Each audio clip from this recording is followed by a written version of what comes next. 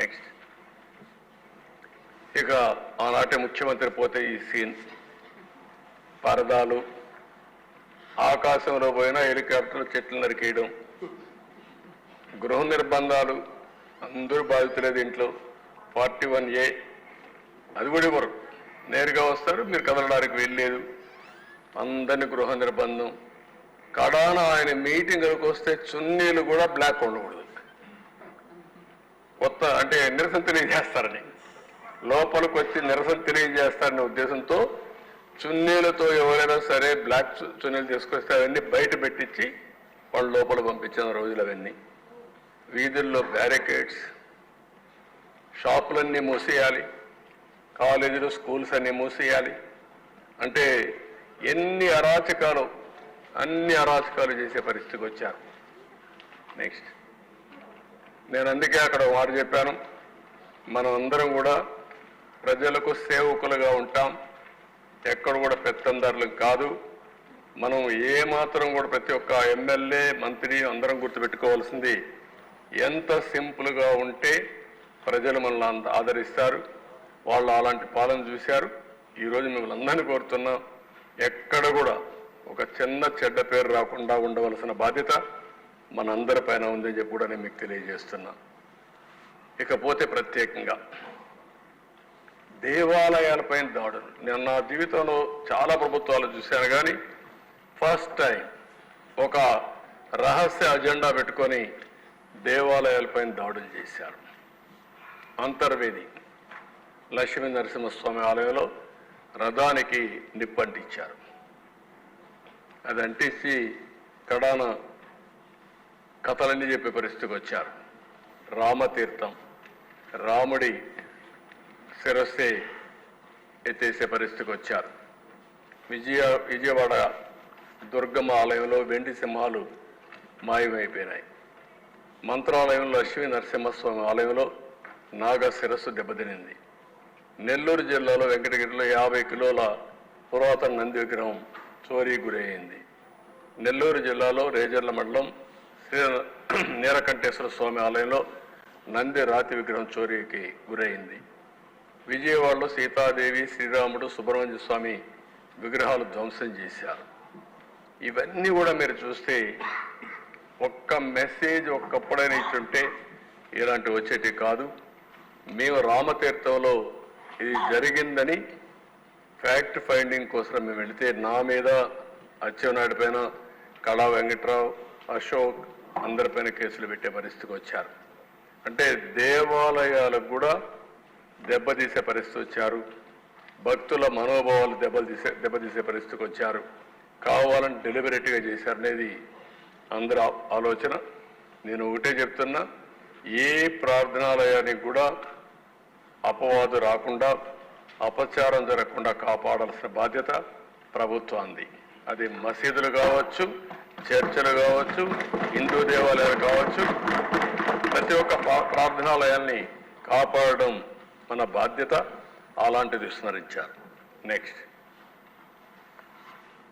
ఇంకో పక్క ఎన్నికలు, మొత్తం హింసలు, దాడులు, తిరుపతి మొత్తం డూప్లికేటు కార్డ్స్ అన్ని, గుర్తింపు కార్డు తయారు చేశారు, బోగస్ ఓట్లు వేశారు, 11 కేసులు బుక్ చేశారు, యాక్షన్ తీసుకోలేదు.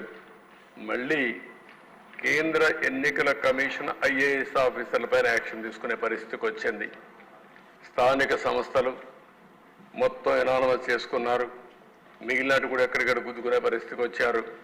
122 జడ్పీటీసీలు, 2333 ఎంపీటీసీలు, వార్డు డివిజన్ల మున్సిపాలిటీలు 577 ఎనానమస్ అయిపోయినాయి. ఇవన్నీ చూసిన తర్వాత ఇంకా లాభం లేదని తెలుగుదేశం పార్టీ పోటీ నుంచి కూడా విరమించుకునే పరిస్థితికి వచ్చాం. నా జీవితంలో 45 సంవత్సరాలుగా ఫస్ట్ టైం ఎన్నికల్లో పోటీ చేయొద్దని చెప్పిన సందర్భం ఉందంటే అది మొన్న జరిగిన ఎన్నికలే. అంత అరాచకాలు జరిగాయి. ఇంకా కార్యకర్తలపైన కేసులు పెరుగుతాయనే ఉద్దేశంతో పోటీ నుంచి కూడా తప్పించుకునే పరిస్థితికి వచ్చి తప్పుకోమని చెప్పే పరిస్థితికి వచ్చాం. నెక్స్ట్ ఇకపోతే ఎన్నికల కమిషన్, నిమ్మగడ్డ రమేష్ కుమార్ కడాన ఆయన మీద దాడి చేస్తా ఉంటే కుటుంబానికి కూడా రక్షణ లేకపోతే కేంద్రాన్ని అడిగి సెక్యూరిటీ తెప్పించుకున్న పరిస్థితి. ఒక స్వేచ్ఛగా ఎన్నికలు కండక్ట్ చేయవలసిన ఎన్నికల కమిషన్కే రక్షణ లేదంటే ఇంక ఈ రాష్ట్రంలో ఓటర్ ఏ విధంగా ఉంటారు, పోటీ చేసిన అభ్యర్థులు ఏ విధంగా ఉంటారో మనం ఆలోచించుకోవాల్సిన అవసరం ఉంది. ఏపీపీఎస్సీ చైర్మన్ కూడా అదే పరిస్థితి. నెక్స్ట్,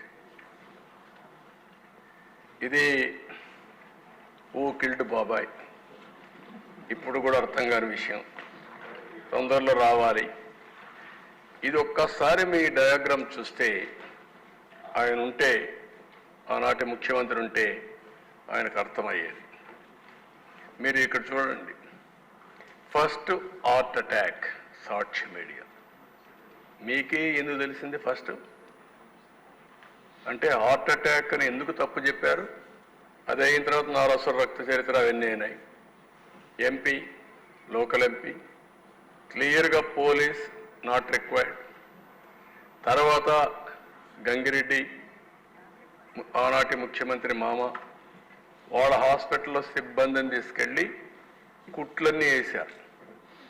కుట్లు కట్టి మొత్తం క్లీన్ చేసి రూములంతా బ్లడ్ అంతా క్లీన్ చేసే పరిస్థితికి వచ్చారు. ఫ్రీజర్ తీసుకొచ్చారు, దాంట్లో కూడా పెట్టి అంత్యక్రియలు తీసిపోయే పరిస్థితికి వచ్చారు. ఆయన రోడ్ జర్నీలో వచ్చాడు, కోర్టు పోయాడు, గ్యాగ్ ఆర్డర్ తీసుకొచ్చాడు. ఆనాటి సునీత కూడా నమ్మించే పరిస్థితి తీసుకొచ్చాడు. నమ్మి పూర్తిగా సహకరించి తర్వాత అర్థం చేసుకొని ఇప్పుడు పోరాడే పరిస్థితికి వచ్చారు. తర్వాత ముందు డిమాండ్ చేశారు సిబిఐ ఎంక్వైరీ కావాలని, మళ్ళా వద్దని బిడ్డ చెప్పే పరిస్థితికి వచ్చారు. లోకల్ పోలీసు కూడా ఎలాంటి యాక్షన్ తీసుకోలేని పరిస్థితికి వచ్చారు. కేసు అగైన్స్ సిబిఐ ఆఫీసర్ పైన పెట్టారు. అక్కడ సిఐ ఎవరినైతే సస్పెండ్ చేశామో ఆ కేసులో తన సస్పెన్షన్ నుంచి రివోక్ చేశారు.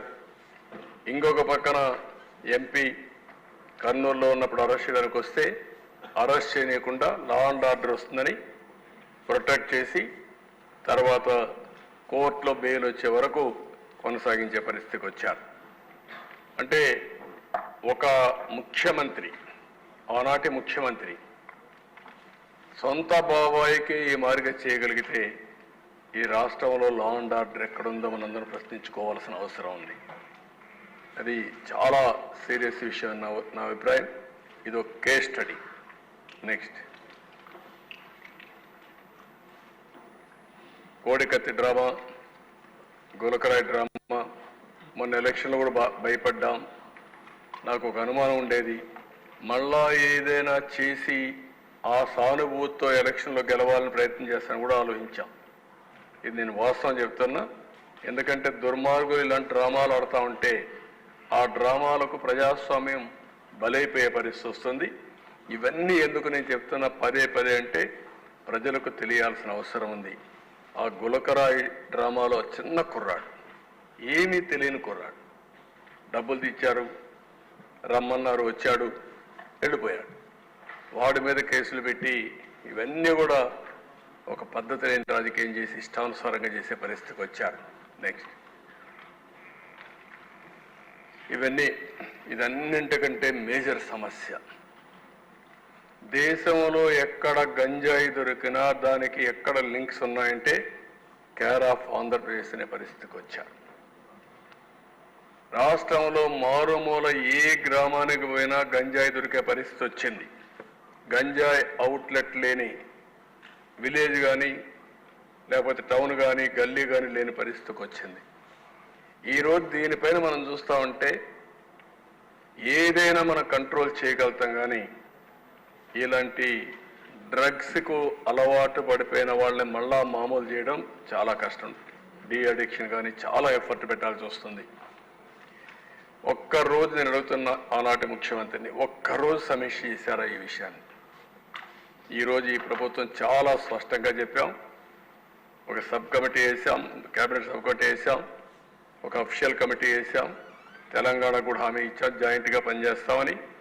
ఎట్టి పరిస్థితుల్లో ఈ రాష్ట్రంలో ఒక నిర్దిష్ట సమయం పెట్టుకొని ఒక కార్యక్రమం పెట్టుకొని గంజాయి రహిత రాష్ట్రంగా తయారు చేసే వరకు ఈ ప్రభుత్వం ముందుకు పోతాం, చేస్తాం. There is no second thought.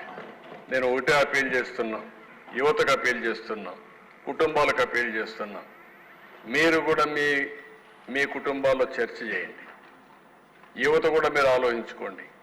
మీ జీవితాలు నాశనం చేసుకోవద్దండి. ఈ ప్రభుత్వం చాలా డిటర్మిండ్గా ఉన్నాం. ఎట్టి పరిస్థితుల్లో నియంత్రణ చేస్తాం, కంట్రోల్ చేస్తాం, ఎక్కడా ఉపేక్షించాం.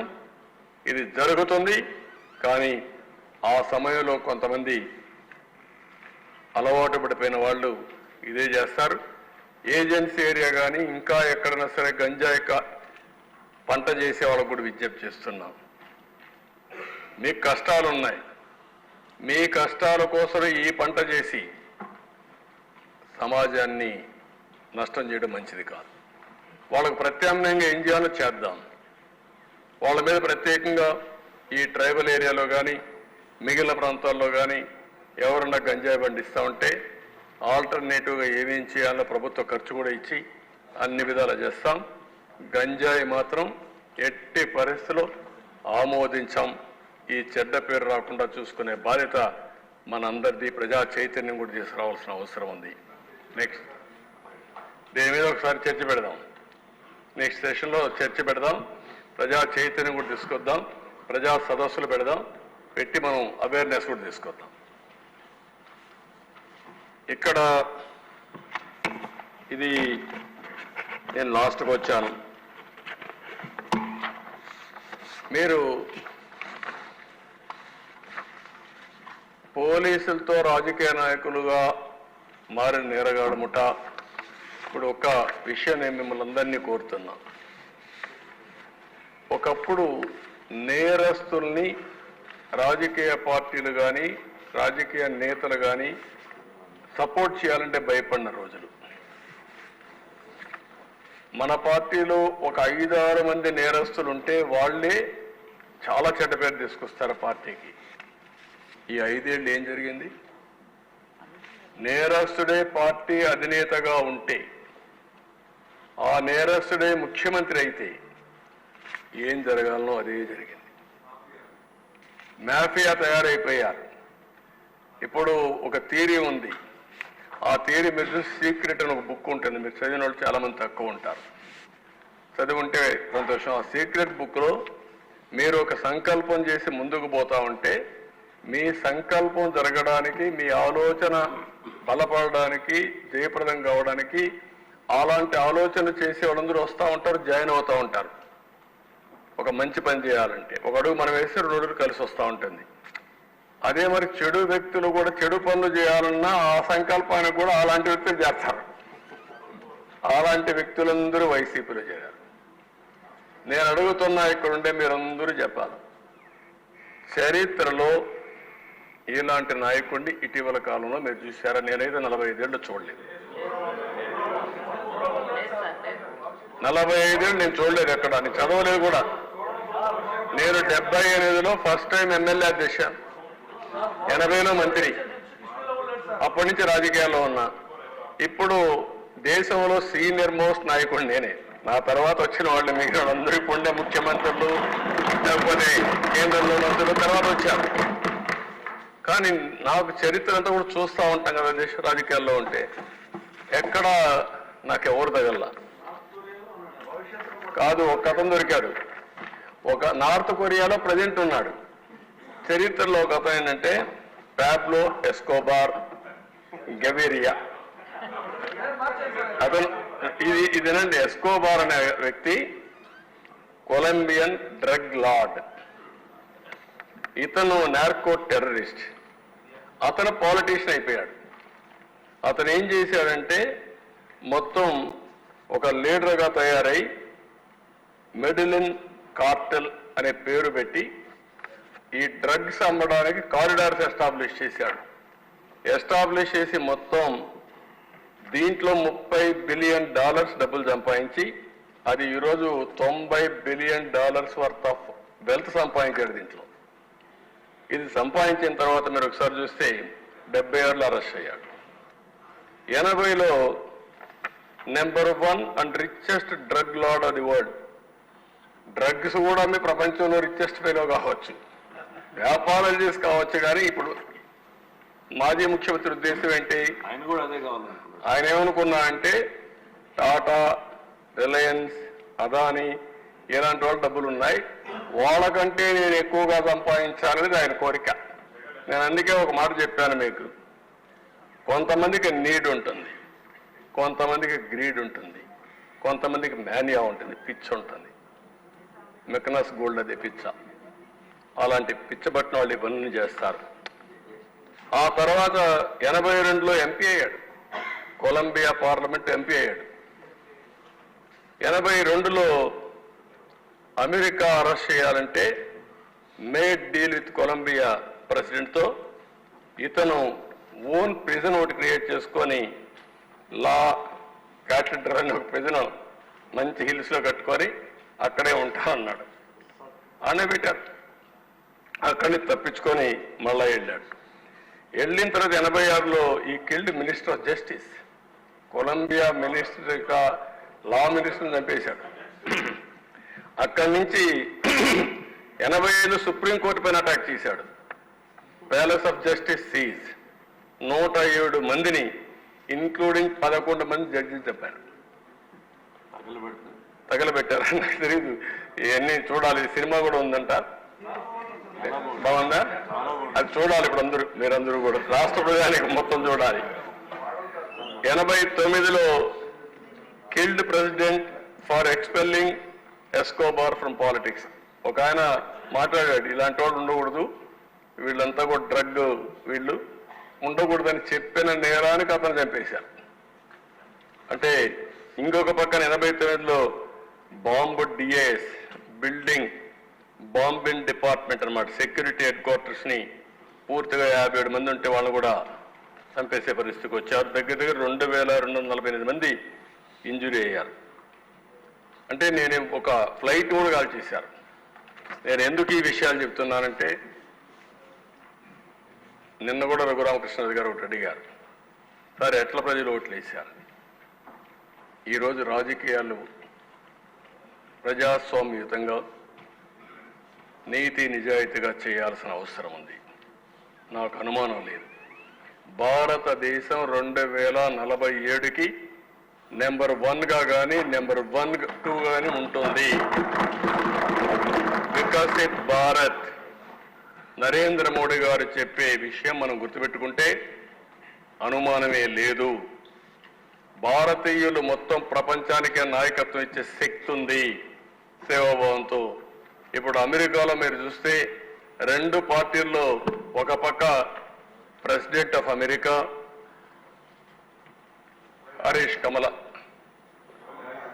కమలా హరీష్ గారు ఈరోజు పోటీ చేసే పరిస్థితి వచ్చారు.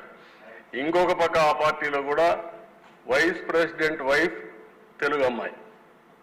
అంటే ఎక్కడికక్కడ శక్తివంతమైన ప్రభావవంతమైన భారత జాతి యొక్క సంతతి ప్రపంచం అంతా వెళ్ళే పరిస్థితి వస్తూ ఉంది. One of the best democracy in the world India. అలాంటి డెమోక్రసీలో మీరందరూ గుర్తుపెట్టుకోవాల్సింది, ఈ హింసకు తావుందా, ఇలాంటి నేర చరిత్రకు తావుందా, మనం ఆలోచించుకోవాల్సిన అవసరం ఉంది. ప్రజలకు కూడా చెప్తాను, నేను ముఖ్యం కాదు, ఈ రాష్ట్రం ముఖ్యం. నేను శాశ్వతం కాదు, ఈ రాష్ట్రం శాశ్వతం. అలాంటి రాష్ట్రాన్ని ఏ విధంగా మనం ముందుకు తీసుకుపోవాలో ఆలోచించవలసిన బాధ్యత. ఏదో ఇక్కడ అందరినీ మనల్ని ఇబ్బంది పెట్టారని నేను మాట్లాడడం లేదు. మీ అందరికీ ఇబ్బంది ఉంది, నన్ను ఇబ్బంది పెట్టారు. సరే, భగవంతుడు మనల్ని కాపాడాడు, అది వేరే విషయం, చరిత్ర.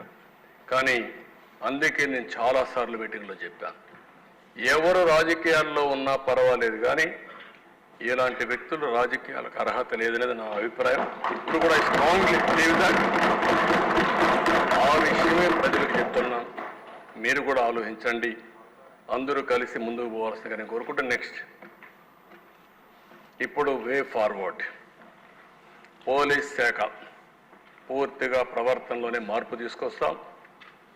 కొత్త క్రిమినల్ చట్టాలపైన అవగాహన వేస్తాం, చర్చ చేస్తాం.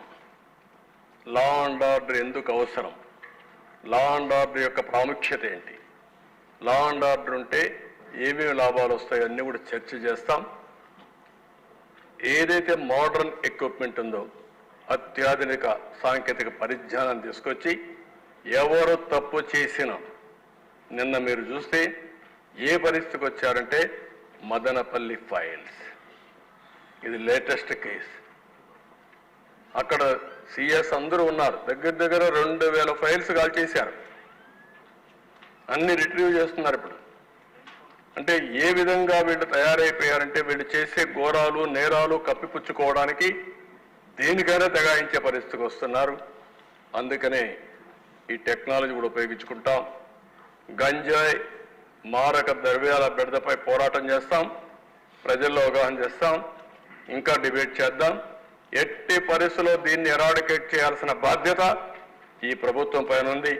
దాన్ని పూర్తిగా ప్రజల్లో తీసుకుపోయే బాధ్యత ఇక్కడ ఉండే ఎమ్మెల్యేల పైన, ఈ డిపార్ట్మెంట్స్ పైన ఉందని చెప్పి నేను మీకు తెలియజేస్తూ, ప్రవర్తనాత్మక పోలీస్ శాఖ, నేరగాళ్ళలో భయం రావాలి. నేను అందుకే ఫైనల్గా ఒకటి చెప్తున్నా, లాస్ట్,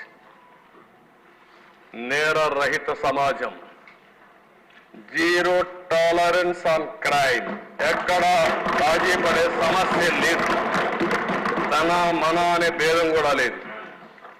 శాంతి భద్రతలో నూతన అధ్యాయం, new chapter in law and order will start, already started. ఎవరైనా మారకపోతే మళ్ళీ చెప్తున్నా ఈ హౌస్ ద్వారా, ఎట్టి పరిస్థితుల్లో మీరు మారకపోతే దాని సీక్వెన్సెస్ కానీ దాని కాన్సిక్వెన్సెస్ కానీ మీరు ఫేస్ చేసే పరిస్థితి వస్తుంది. లా అండ్ ఆర్డర్కి అభయడగండి, చట్టాన్ని గౌరవించండి, లా ఆఫ్ ది ల్యాండ్ ఉంది. అదే సమయంలో నేరస్తులు కూడా రాజకీయాల్లోకి వచ్చి నేరాలు ఘోరాలు చేయడానికి రాజకీయం ముసుగేసుకుంటే మాత్రం ఆ రాజకీయం ముసుగు చేసి ఎవరైతే నేరాలు చేసిన వాళ్ళని నేరస్తులుగానే ట్రీట్ చేసి పనిష్ చేస్తామని చెప్పి కూడా ఈ హౌస్లో మరొకసారి మీ అందరికీ తెలియజేసుకుంటూ, 5 ఏళ్లలో జరిగింది ఇది. దీనికి ఒకటే పరిష్కార మార్గం, ప్రజా చైతన్యం. ఆ ప్రజా చైతన్యంతోనే ముందుకు పోయి ఒక ఆంధ్రప్రదేశ్ రాష్ట్రం పీస్ఫుల్ స్టేట్, ఒక డొసైల్గా ప్రతి ఒక్కరు కూడా ప్రపంచంలోనే తెలుగు జాతి, నేను ఎన్నోసార్లు చెప్పాను, నెంబర్ 1 కమ్యూనిటీగా చేసే అవకాశాలు ఉన్నాయని, దానికోసం ముందుకు పోతా అని చెప్పి తెలియజేసుకుంటూ, నేను చెప్పిన విషయాలన్నీ ప్రజలు ఆలోచించండి. మీకు జరిగిన ఘోరాలు అన్యాయాలు ఇక్కడనే నేను చూస్తే 80% 90% ఎమ్మెల్యేస్ అంతా బాధితులే. ఇదే సమస్య ప్రజల్లో ఉంది. వాళ్ళు చెప్పుకోలేని ఫియర్ ఉంది, భయం ఉంది. కొంతమందికి ఎవరికి చెప్పాలో తెలియని పరిస్థితి ఉంది.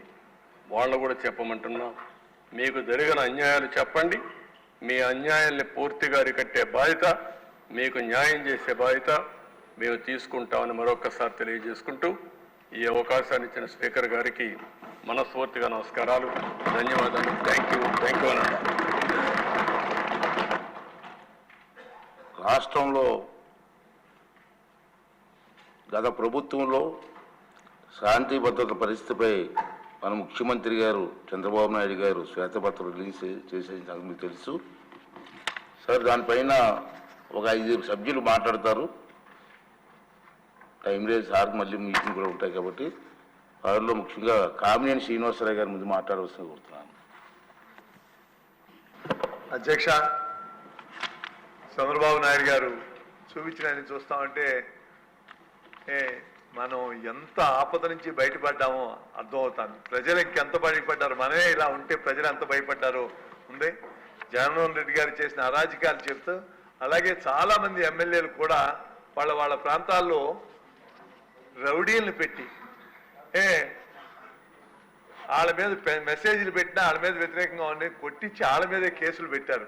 అందుకని జస్ట్ వాళ్ళ మీద ఇప్పుడు మనం రౌడీ షీట్లు పెడతాం కదా అధ్యక్ష, వాళ్ళని ప్రత్యేకంగా గుర్తించి కొందరిని ఇట్లాంటివి జరగకుండా ఉండాలంటే జిల్లా బహిష్కరణ అని ఉన్నాళ్ళని పెడితే తప్ప ఇట్లాంటి ఆగు అధ్యక్ష. తప్పకుండా లా అండ్ ఆర్డర్లో ముఖ్యమంత్రి గారు చెప్పిన వైట్ పేపర్ చూస్తే మనం ఈ రాష్ట్రాన్ని కాపాడుకోవాల్సిన బాధ్యత ఉంది. దాంట్లో ఇలా స్థానికంగా జరుగుతున్న దుర్మార్గులను కూడా శిక్షించవలసిందిగా కోరుతూ మీ దగ్గర సెలవు తీసుకున్నాను.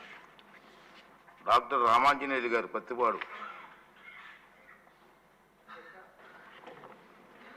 ఈ 5 సంవత్సరాల వైసీపీ పాలనలో జరిగినటువంటి దాష్టికము, దౌర్జన్యము, ఈ సంఘటనలో బలైనటువంటి వ్యక్తిగా, ముఖ్యంగా కేంద్ర తెలుగుదేశం పార్టీ కార్యాలయంపై దాడి చేసినప్పుడు అక్కడ ఉన్నటువంటి వ్యక్తిగా, ఆ దాడిని ప్రత్యక్షంగా చూసి బలైనటువంటి వ్యక్తిగా 2 మాటలు మాత్రమే చెప్పదలిచాను.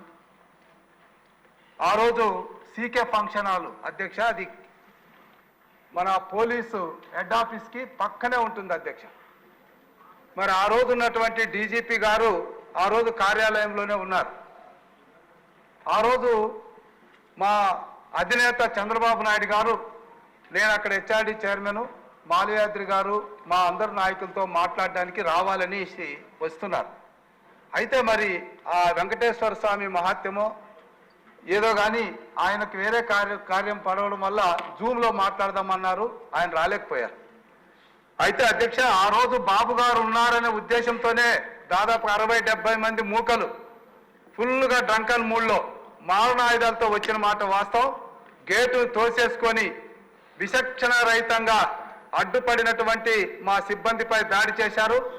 మేము ఆ రోజు బతికి బయటపడ్డామంటే కేవలం మా లోకేష్ బాబు గారు తీసుకున్నటువంటి టెక్నాలజీ. ఆ కార్యాలయంలో తలుపులు తీయడానికి ఒక లాక్ సిస్టమ్ ఉంటుంది అధ్యక్ష, అందులో మేము ఉన్నాం కాబట్టి ఆ రౌడీ వెధవులకి, ఆ మూర్ఖులకి ఆ తాళం తీసే విషయంలో అర్థం కాక వదిలేసి వెళ్ళారు. కానీ లేదంటే ఆ రోజు వల్లరామయ్య గారు కానీ, నేను కానీ, మాలయేంద్ర గారు కానీ, పట్టాభి గారు కానీ ఎవ్వరు బతికుండే వాళ్ళం కాదు. అయితే మా కోపం అంతా మా కార్ల మీద చూపారు. దాదాపు 7-8 కార్లు అక్కడ బలి అయిపోయాయి. చివరికి అధ్యక్ష, మేము దాడి పడి గాయపడినటువంటి వాళ్ళము ఎఫ్ఐఆర్ కట్టండి అని పోలీస్ స్టేషన్లకు తిరిగితే ఎఫ్ఐఆర్ కూడా కట్టలేనటువంటి ఒక నిస్సాయ స్థితిలో ఆ రోజు పోలీస్ వ్యవస్థ ఉందంటే, మరి ఆ రోజు ముఖ్యమంత్రి గారు పోలీస్ శాఖను ఎంత గుప్పెట్లో పెట్టుకున్నారన్నది అర్థమవుతుందని మనం చేసుకుంటున్నాం అధ్యక్ష.